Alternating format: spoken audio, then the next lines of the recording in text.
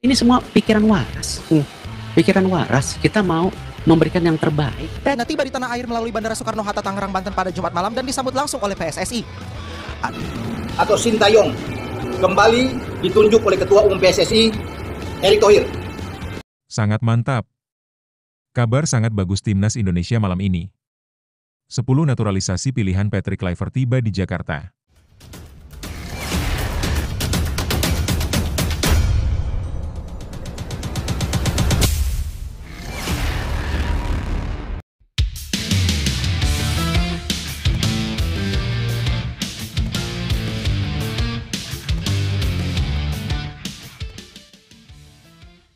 Sangat mantap. Kabar sangat bagus Timnas Indonesia malam ini. 10 naturalisasi pilihan Patrick Kluivert tiba di Jakarta. PSSI yakin Timnas Indonesia lolos Piala Dunia lewat ronde 4. Ini sangat mudah. Skuad Garuda untuk ronde 4 kualifikasi Piala Dunia tampil dengan wajah baru. Nilai pasar skuad Garuda hampir 1 triliun. Tapi, Mimin minta tolong tonton video ini sampai selesai, agar tidak ada kesalahpahaman yang terjadi. Dan tak bosan-bosan juga, tolong like dan share video ini ke media sosial kalian agar semua orang tahu apa yang sedang terjadi.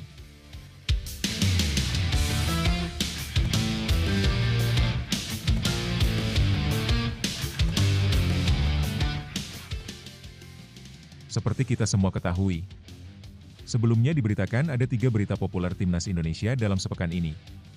AFC resmi tunjuk tuan rumah babak 4, reaksi jujur netizen Arab Saudi, Shin Tae-yong kembali tangani skuad Garuda. Timnas Indonesia kembali mencuri perhatian publik Asia setelah memastikan diri lolos ke babak keempat kualifikasi Piala Dunia 2026 zona Asia. Di balik keberhasilan ini, ada 3 kabar utama yang mencuat dan menjadi perbincangan hangat. Penunjukan tuan rumah oleh AFC, reaksi publik Arab, hingga rumor seputar kursi pelatih skuad Garuda. 1. Arab Saudi dan Qatar tuan rumah resmi babak 4. Konfederasi Sepak Bola Asia, AFC, telah resmi menetapkan Arab Saudi dan Qatar sebagai penyelenggara pertandingan babak keempat kualifikasi Piala Dunia 2026. Keputusan ini diumumkan pada Jumat, 13 Juni 2025, dan mengakhiri berbagai spekulasi mengenai kemungkinan penyelenggaraan di tempat netral seperti Malaysia atau Bahrain. Babak keempat ini akan melibatkan 6 negara, Indonesia, Arab Saudi, Qatar, Irak, Uni Emirat Arab, dan Oman. Nantinya, tim-tim tersebut akan dibagi ke dalam 2 grup yang masing-masing terdiri dari 3 negara dan bertanding mulai 8 hingga 14 Oktober 2025. Hanya juara grup yang akan mengamankan tiket langsung ke putaran final Piala Dunia. 2 reaksi warganet Arab terhadap Indonesia. Menariknya, dari 6 peserta babak ini, Indonesia menjadi satu-satunya negara yang berasal dari luar kawasan Timur Tengah. Hal ini pun mengundang beragam komentar dari warganet Arab. Sebagian mempertanyakan kemampuan Indonesia bertahan di tengah dominasi negara-negara Teluk, sementara yang lain menyoroti faktor eksternal seperti cuaca panas dan atmosfer stadion sebagai tantangan besar bagi Marcelino Ferdinand dan rekan-rekannya. Meski begitu, banyak pula yang penasaran dengan performa mengejutkan Indonesia yang berhasil melangkah sejauh ini, mengingat sebelumnya jarang diperhitungkan dalam peta persaingan sepak bola Asia. 3. Apakah Shin Tae-yong akan kembali? Setelah performa yang mengecewakan dalam pertandingan melawan Jepang di bawah asuhan Patrick Kluivert, muncul kembali isu soal kembalinya Shin Tae-yong sebagai pelatih timnas. Sebelumnya, tim sempat tampil solid saat mengalahkan Cina dan Bahrain, namun inkonsistensi performa membuat publik mulai membandingkan gaya kepelatihan Shin Tae-yong dan Kluivert. Peramal Denny Darko bahkan sudah pernah menyebut kemungkinan ini sejak awal tahun. Dalam sebuah tayangan, ia menyebut bahwa Shin Tae-yong berpotensi kembali jika hasil akhir kepemimpinan Kluivert tidak sesuai harapan. Kini, spekulasi tersebut kembali mencuat seiring meningkatnya tekanan terhadap Kluivert dan rasa rindu publik terhadap era kepelatihan Shin Tae-yong. Nah, sebelum lanjut mendengar berita ini, untuk para netizen, keluarkan satu kalimat pamungkas untuk menanggapi kabar ini. Menurut kalian, apakah kalian yakin Timnas Indonesia mampu lolos ke Piala Dunia di era Patrick Kluivert CS? Atau justru, kalian lebih setuju Shin Tae-yong kembali melatih Timnas Indonesia? Dan yakin Timnas Indonesia lolos Piala Dunia di bawah asuhan Shin Tae-yong? Ayo teman, berikan tanggapan kalian di kolom komentar. Bravo Timnas! Bravo Patrick Kluivert! Bravo PSSI! Ayo Garuda! Buktikan bahwa level kita sudah dunia. Buktikan bahwa kita adalah raksasa Asia. Tiket Piala Dunia harga mati. Di sisi lain, jangan lupa juga satu kalimat khusus untuk Patrick Kluivert CS yang sedang berusaha keras memajukan sepak bola Indonesia. Silahkan tulis di kolom komentar. Ayo terbang tinggi Garuda.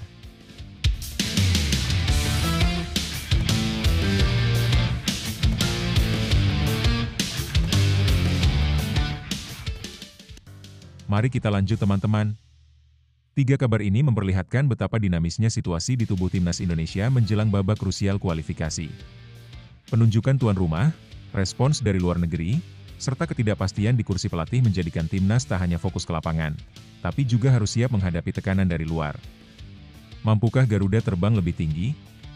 Kita tunggu jawabannya Oktober nanti.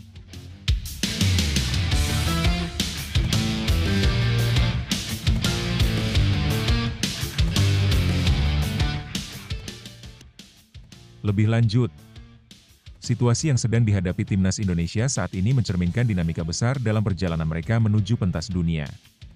Keberhasilan lolos ke babak keempat kualifikasi Piala Dunia 2026 menjadi tonggak penting, terlebih karena Indonesia menjadi satu-satunya wakil dari luar kawasan Timur Tengah.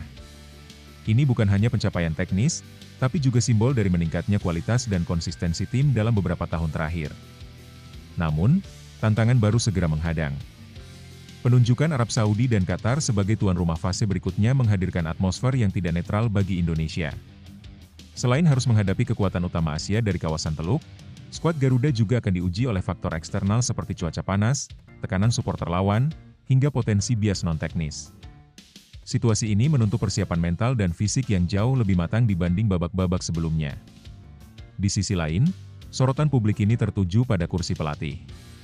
Patrick Kluivert, yang awalnya dianggap sebagai pembaruan segar untuk tim, mulai mendapat tekanan usai kekalahan dari Jepang. Performa tim yang naik turun menimbulkan nostalgia terhadap era kepemimpinan Shin Tae-yong. Isu soal kemungkinan kembalinya pelatih asal Korea Selatan itu tak bisa diabaikan, apalagi ketika publik merindukan stabilitas dan karakter kuat dalam permainan timnas. Jika ditarik ke belakang, situasi ini menandai fase penting bagi sepak bola Indonesia, momen transisi dari kejutan ke pembuktian. Mampu atau tidaknya tim nasional bertahan dan bersaing di babak 4 akan sangat bergantung pada soliditas internal, keberanian taktik, dan dukungan penuh dari federasi serta publik. Garuda telah mengepakkan sayap, tinggal bagaimana mereka mengendalikan arah terbangnya di medan yang lebih berat.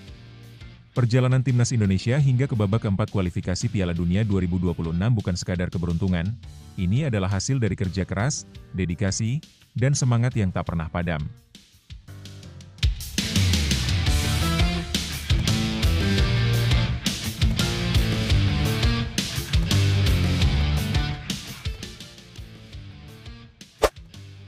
Shin Tae-yong buka peluang latih timnas Cina. Kalau ditawari, saya siap. Nama Shin Tae-yong kembali mencuat di jagat sepak bola Asia. Bukan karena timnas Indonesia yang pernah ia tangani, tapi lantaran komentarnya yang menyinggung peluang menangani timnas Cina. Di tengah persiapan menuju babak keempat kualifikasi Piala Dunia 2026, pelatih asal Korea Selatan itu memberikan pernyataan yang mengejutkan banyak pihak. Dalam wawancara bersama jurnalis Korea, Lin Cheng-ri, yang dikutip oleh media China Sport China, ST menyampaikan bahwa hingga saat ini belum ada pendekatan resmi dari Federasi Sepak Bola Tiongkok. Namun, jika memang ada tawaran, dia siap untuk mempertimbangkannya secara serius. Saya belum menerima undangan apapun dari pihak sepak bola Tiongkok. Tapi jika mereka mengajukan tawaran, saya bersedia melatih, ungkapnya.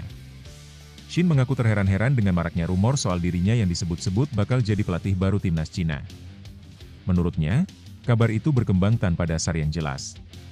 Saya bahkan belum pernah menerima proposal resmi. Saya sendiri bingung kenapa muncul begitu banyak berita yang tidak saya ketahui asal-usulnya, katanya lagi. Meski demikian, mantan pelatih timnas Indonesia itu tak menutup pintu. Ia mengakui bahwa posisi pelatih timnas Cina merupakan tantangan yang menarik dan prestisius. Ia juga merasa punya cukup pengalaman berhadapan dengan tim-tim dari Tiongkok selama karirnya sebagai pemain maupun pelatih. Saya sudah sering menghadapi tim Cina sejak masih bermain, dan pengalaman itu berlanjut ketika saya jadi pelatih. Saya cukup mengenal gaya bermain mereka, ujar Shin. Yang menarik, belum pernah ada pelatih asal Korea Selatan yang menukangi timnas Cina dalam sejarah sepak bola mereka. Hal ini membuat kemungkinan bergabungnya STY ke negeri tirai bambu menjadi topik panas di kalangan penggemar sepak bola Asia. Pernyataan terbuka Shin ini tentu mengundang banyak spekulasi. Apakah ini pertanda awal dari babak baru karirnya? Ataukah hanya sekadar pernyataan terbuka tanpa tindak lanjut? Yang jelas, antusiasme para penggemar sepak bola Asia semakin meningkat, apalagi setelah Indonesia berhasil memastikan tempat di babak keempat kualifikasi Piala Dunia 2026. Kini, tinggal menunggu apakah Cina akan bergerak cepat atau justru STY punya rencana lain yang lebih mengejutkan. Lebih lanjut, situasi ini cukup menarik karena menunjukkan bagaimana nama besar Shin Tae-yong masih menjadi daya tarik di kancah sepak bola Asia, bahkan setelah tidak lagi menangani timnas Indonesia. Ketertarikan media dan publik Cina terhadapnya menandakan bahwa reputasinya sebagai pelatih memang diakui luas, terutama berkat kerja keras dan hasil yang ia capai bersama Garuda. Pernyataan Shin yang membuka kemungkinan melatih timnas Cina bisa dibaca sebagai strategi komunikasi yang cerdas. Ia tidak menutup pintu, tetapi juga tidak terlalu agresif menunjukkan minat. Ini memberi sinyal bahwa ia terbuka untuk tantangan baru, sekaligus menegaskan bahwa ia cukup percaya diri dengan rekam jejaknya. Di sisi lain, ini bisa menjadi tekanan tersendiri bagi PSSI jika mereka belum memiliki rencana jangka panjang pasca STY. Kepergiannya ke tim rival Asia seperti Cina tentu bisa menimbulkan dinamika emosional di kalangan supporter Indonesia, mengingat betapa penting perannya dalam membangun pondasi tim saat ini. Fakta bahwa belum pernah ada pelatih Korea Selatan di timnas Cina juga menjadi catatan menarik. Jika benar terjadi, Shin Tae-yong bisa jadi pembuka jalan dan pionir untuk era baru sepak bola Tiongkok.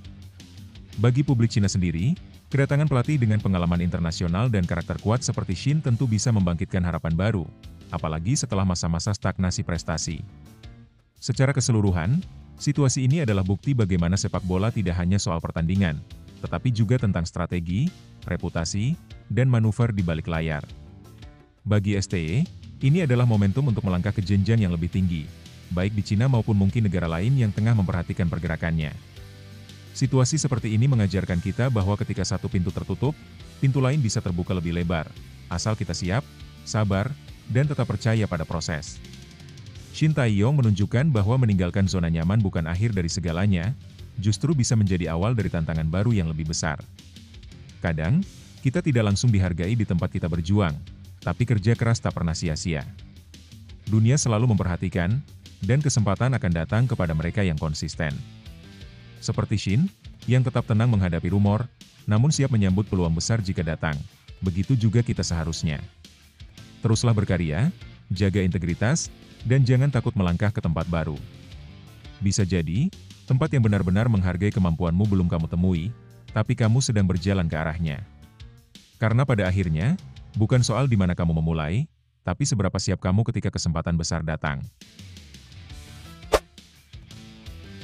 Nilai pasar Kevin Dix meroket usai bela timnas Indonesia, kian dekat dengan Mes Hilgers.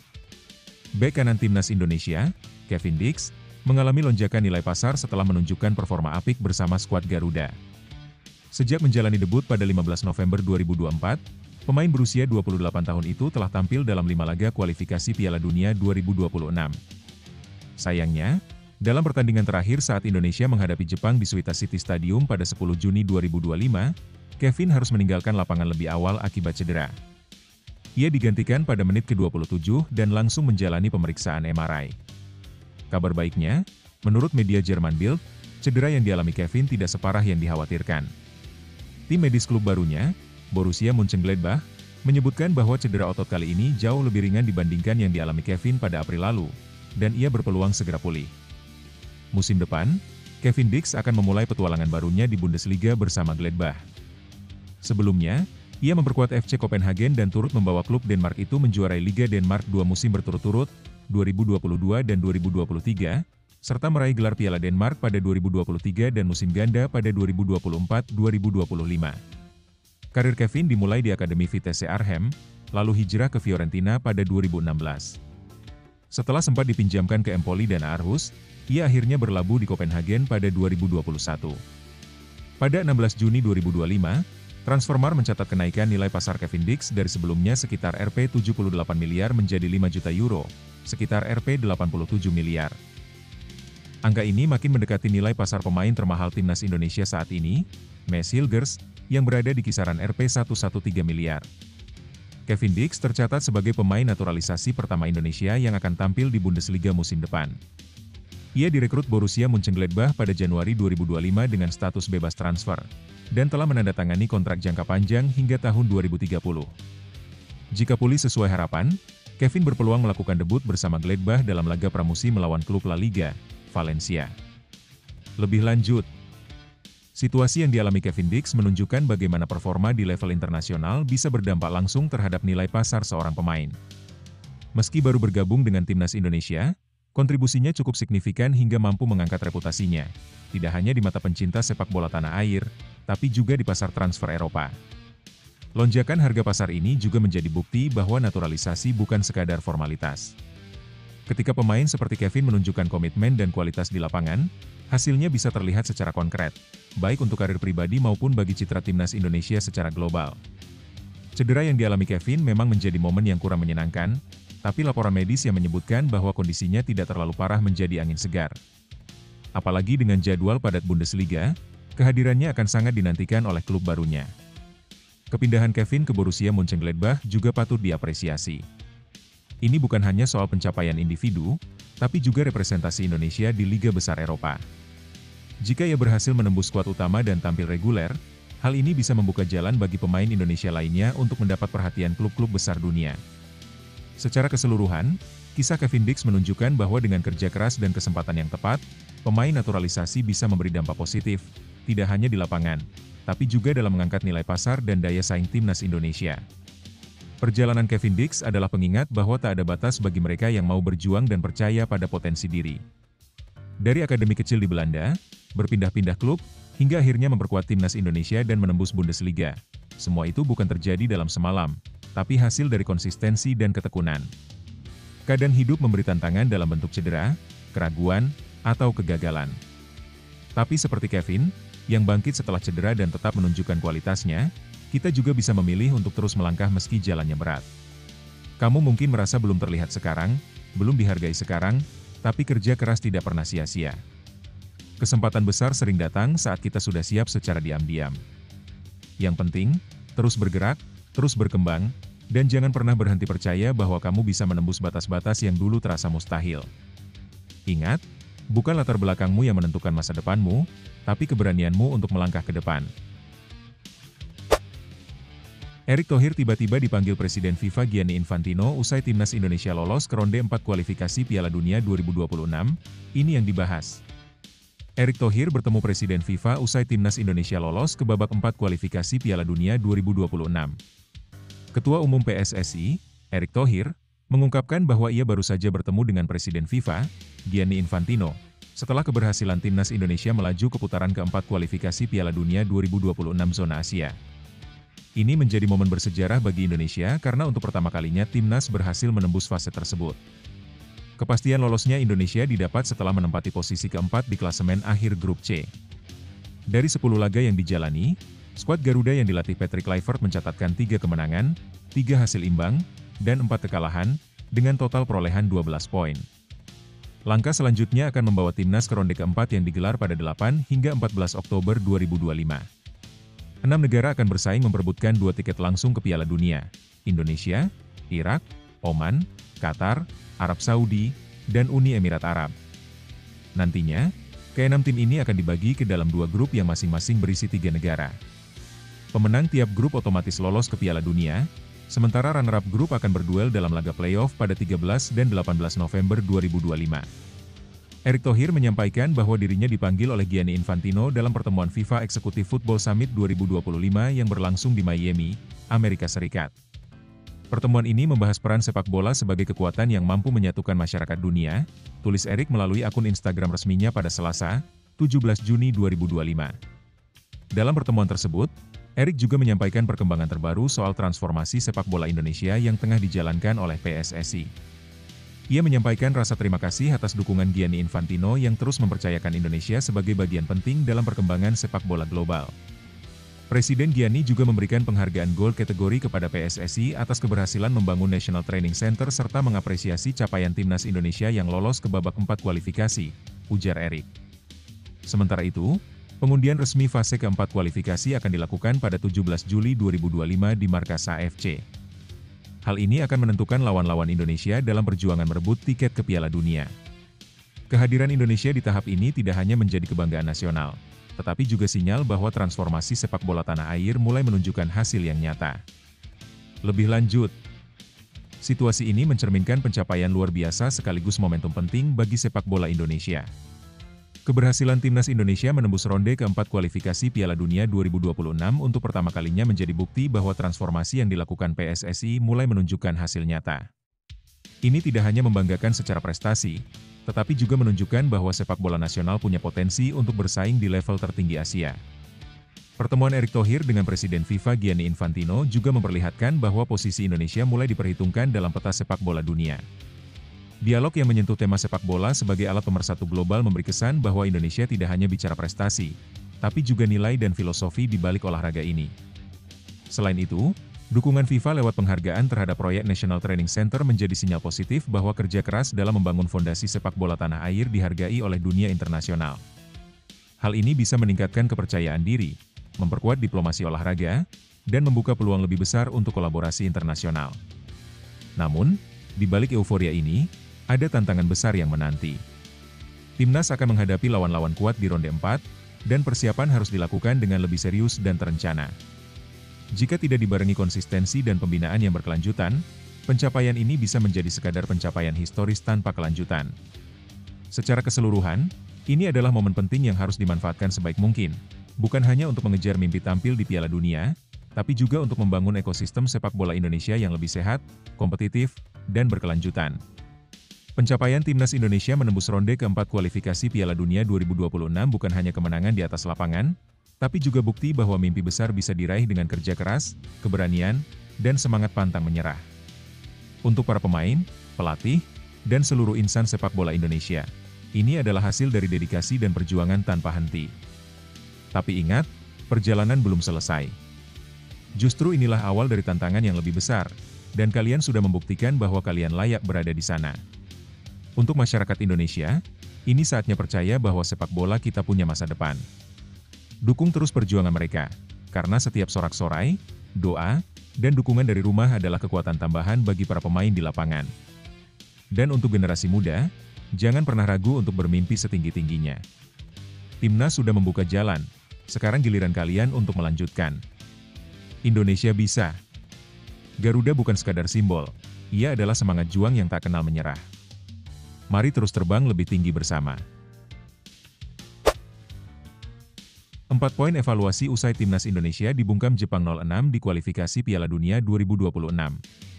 Kekalahan telak 0-6 dari Jepang di laga terakhir Grup C kualifikasi Piala Dunia 2026 zona Asia menjadi tamparan keras bagi Timnas Indonesia. Meski tetap melaju ke babak keempat, performa Garuda yang kurang solid mengundang sorotan berbagai pihak, termasuk pengamat sepak bola nasional, Akmal Marhali. Akmal menyampaikan 4 hal penting yang perlu menjadi perhatian serius tim asuhan Patrick Kluivert jika ingin melangkah lebih jauh di kualifikasi. 1. Strategi permainan perlu dimatangkan. Menurut Akmal, kekalahan dari Jepang menunjukkan bahwa strategi dan pendekatan taktik Timnas Indonesia belum cukup matang untuk menghadapi tim-tim kuat, terutama dari Timur Tengah yang akan menjadi lawan berikutnya. Negara-negara seperti Arab Saudi, Qatar, Irak, dan Uni Emirat Arab memiliki statistik yang jauh lebih unggul dibanding Indonesia. Patrick Kluivert perlu memikirkan cara yang tepat untuk meredam permainan cepat dan teknikal tim-tim Timur Tengah. Kita tidak bisa mengandalkan pola lama, jelas Akmal. 2. Kesiapan fisik dan mental jadi sorotan. Pertandingan melawan Jepang memperlihatkan bahwa para pemain Indonesia kehabisan tenaga dan tampak kewalahan menghadapi tekanan. Bukan hanya dari segi stamina, mental bertanding juga terlihat kurang siap. Fisik dan mental harus jadi fokus utama pembenahan. Pemain terlihat kebingungan saat ditekan Jepang, dan ini bisa jadi penghalang besar di fase berikutnya yang jauh lebih kompetitif, ujar Akmal, yang juga dikenal sebagai koordinator Save Our Soccer. 3. Kualitas pemain di semua posisi perlu ditingkatkan. Akmal menekankan bahwa peningkatan kualitas pemain harus dilakukan di seluruh lini. Baik sektor belakang, tengah, maupun depan membutuhkan pembenahan yang signifikan dalam waktu dekat. Dalam 3 bulan ke depan, lini belakang harus lebih solid, gelandang lebih kreatif, dan lini depan wajib tampil lebih tajam. Kemenangan hanya bisa diraih jika semua sektor berfungsi maksimal, katanya. 4. Membangun kekompakan dan mental juara. Terakhir, Akmal mengingatkan pentingnya membangun kekompakan tim, sistem permainan yang konsisten, dan mentalitas pemenang. Semua itu akan jadi bekal penting agar Indonesia bisa bersaing untuk satu tiket ke Piala Dunia 2026. Kita harus punya keyakinan bahwa kita bisa lolos. Itu dimulai dari membangun chemistry antar pemain, sistem permainan yang jelas, serta mental juara, tutupnya.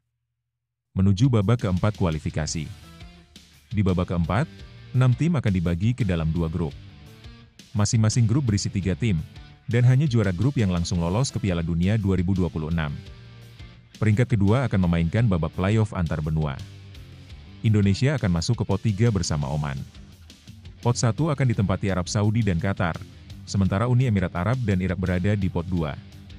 Pertandingan akan berlangsung pada 8 hingga 14 Oktober 2025 dengan sistem round robin terpusat. Kini saatnya Timnas Indonesia bersiap lebih serius jika ingin mengukir sejarah lolos ke putaran final Piala Dunia untuk pertama kalinya. Lebih lanjut, kekalahan telak 0-6 dari Jepang adalah sebuah realita pahit yang tak bisa diabaikan begitu saja. Meskipun Timnas Indonesia tetap berhasil melaju ke babak keempat kualifikasi Piala Dunia 2026, skor mencolok tersebut memperlihatkan banyak celah yang perlu segera diperbaiki, bukan hanya dari sisi teknis, tetapi juga dari sisi mentalitas tim. Secara taktik, Indonesia terlihat belum siap menghadapi tim sekelas Jepang. Strategi permainan yang diterapkan belum mampu meredam agresivitas dan kecepatan lawan. Ini menjadi alarm bagi pelatih Patrick Kluivert untuk segera menyesuaikan pendekatan, terlebih karena lawan-lawan selanjutnya dari Timur Tengah memiliki gaya bermain berbeda, namun sama menantangnya. Dari sisi fisik dan mental, para pemain Indonesia tampak kelelahan dan kehilangan fokus saat ditekan. Kurangnya ketahanan stamina dan respons mental terhadap tekanan adalah masalah klasik yang masih belum terselesaikan. Padahal, di fase krusial seperti ini, kedua hal itu justru menjadi modal utama. Kualitas pemain di semua lini juga perlu naik satu level. Pertahanan seringkali kehilangan konsentrasi, lini tengah minim kreativitas, dan serangan ke depan terlihat tumpul. Tanpa perbaikan menyeluruh, akan sulit mengharapkan hasil positif melawan tim-tim unggulan Asia. Yang tak kalah penting adalah kekompakan tim dan mental bertanding. Dibutuhkan kepercayaan diri yang dibangun dari latihan bersama yang intens dan sistem permainan yang terstruktur. Pemain harus mulai percaya bahwa mereka punya kapasitas untuk bersaing di level tertinggi, dan itu hanya bisa terwujud jika semua elemen, dari pelatih hingga pemain, bersatu dan belajar dari kekalahan ini, bukan justru larut di dalamnya. Ini bukan akhir, melainkan titik evaluasi. Masih ada waktu, namun waktunya sangat sempit. Jika dimanfaatkan dengan baik, Indonesia tetap punya peluang menorehkan sejarah di Piala Dunia.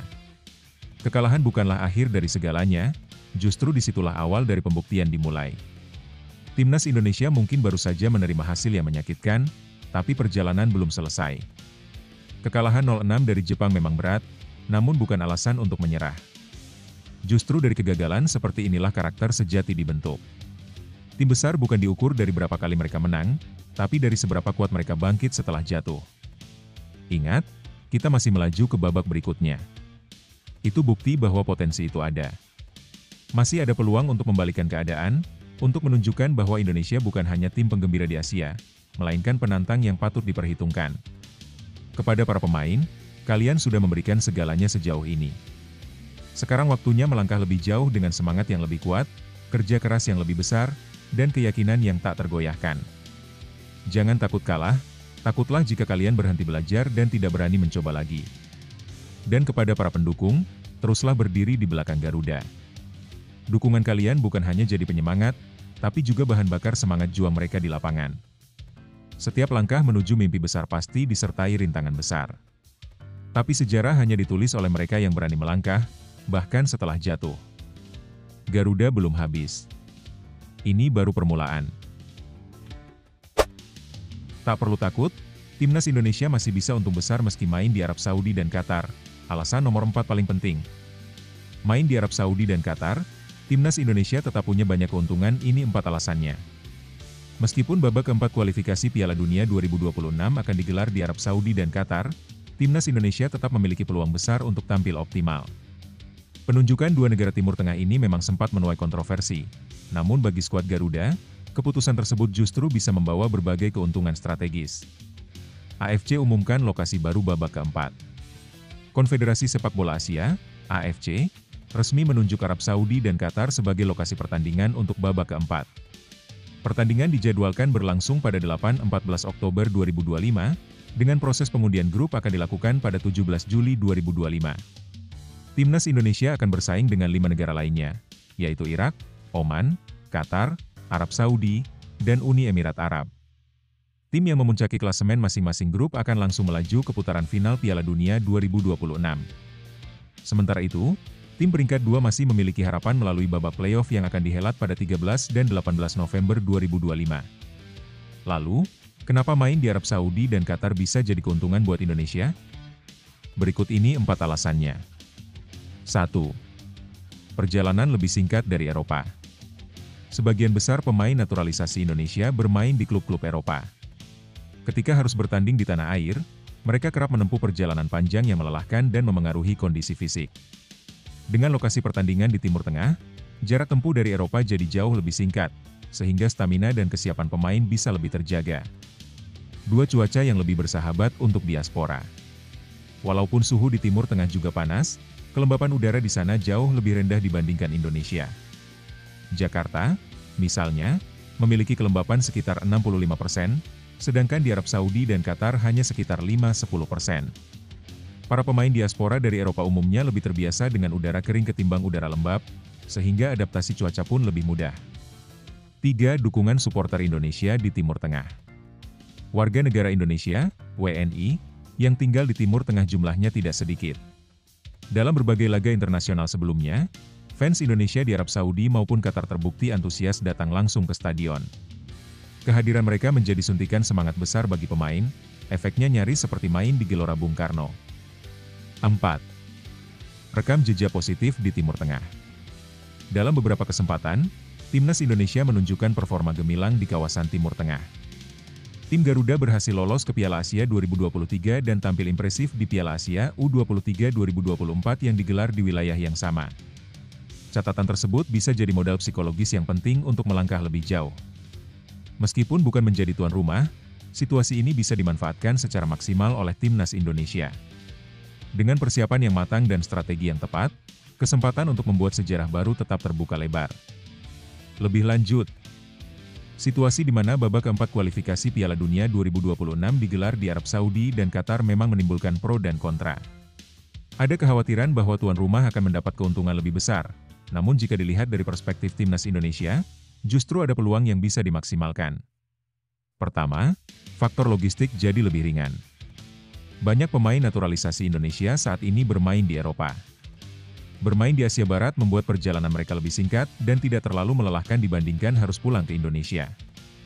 Hal ini bisa berpengaruh besar pada kondisi fisik dan kesiapan mental mereka saat pertandingan. Cuaca juga menjadi aspek penting.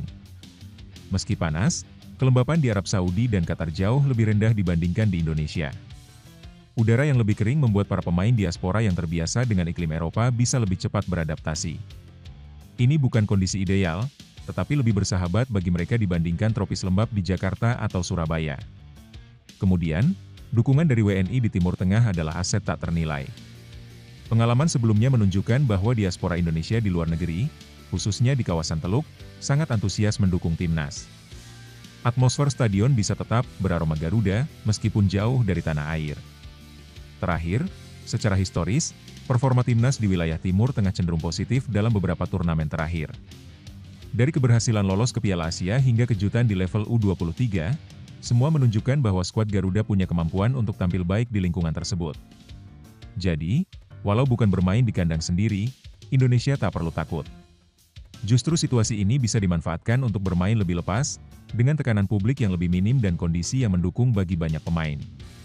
Yang penting sekarang adalah bagaimana PSSI dan tim pelatih mempersiapkan mental, fisik, dan strategi dengan cermat agar kesempatan ini tak terbuang sia-sia. Jangan pernah meremehkan kekuatan mimpi dan semangat juang. Timnas Indonesia sudah membuktikan bahwa dengan kerja keras dan keyakinan, tidak ada yang mustahil, bahkan saat harus bertanding jauh dari rumah. Bermain di Arab Saudi dan Qatar bukan halangan, tapi tantangan yang bisa jadi batu loncatan. Kita punya pemain-pemain hebat, pelatih berkualitas, dan jutaan pendukung yang selalu mendoakan dari manapun berada. Ingat, semangat Garuda tidak mengenal jarak. Dimanapun bendera merah putih berkibar, disitulah semangat juang kita berkobar. Tidak penting di mana kita bertanding, Yang penting adalah bagaimana kita bertarung. Ini saatnya membuktikan bahwa timnas Indonesia bukan hanya layak ikut, tapi layak bersaing. Bukan hanya hadir, tapi membuat sejarah. Untuk para pemain, percayalah pada kemampuan kalian. Bermainlah dengan hati, dengan keberanian, dan untuk bangsa. Untuk seluruh rakyat Indonesia, terus dukung dan percaya. Karena saat Garuda terbang tinggi, seluruh Indonesia ikut terangkat bersamanya. Garuda tak pernah gentar. Saat tantangan datang, saat itulah kebangkitan dimulai.